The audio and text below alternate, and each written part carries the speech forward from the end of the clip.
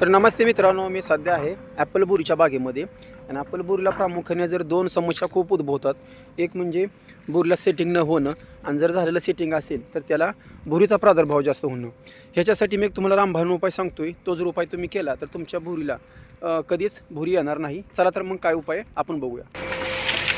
तर हे बघू शकता मित्रांनो, जर हा उपाय तुम्ही राबवला तर तुमच्या बोरीला कधीही भुरी येणार नाही आणि सेटिंग पण भरपूर प्रमाणात होईल. व्हिडिओ कसा वाटला नक्की कळवा. नमस्कार, मी सोमनाथ कुंभार, राहणार वाकीशिवणे, तालुका सांगोला, जिल्हा सोलापूर. साहेब, माझे केळ आहे 3000 फूट आहे. 3000 फूट आहे. एकही केळ गेलं नाही.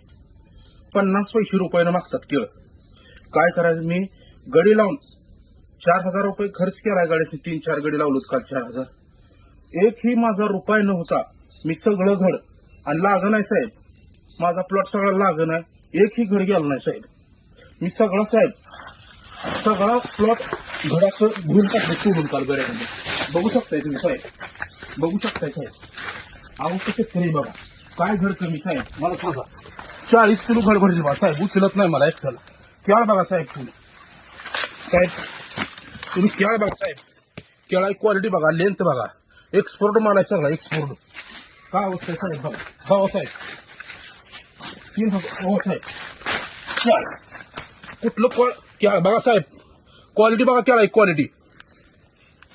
अवस्था बघा काय झाली.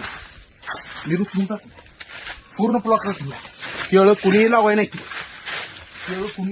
अजिबात केळं लावाय नाही साहेब. केळं कुणीही लावाय नाही. माझा सक्त विरोध झालाय केळाला. ₹9.50 घेत नाही केळं. अशी अवस्था शेतकरी वाईट होईल.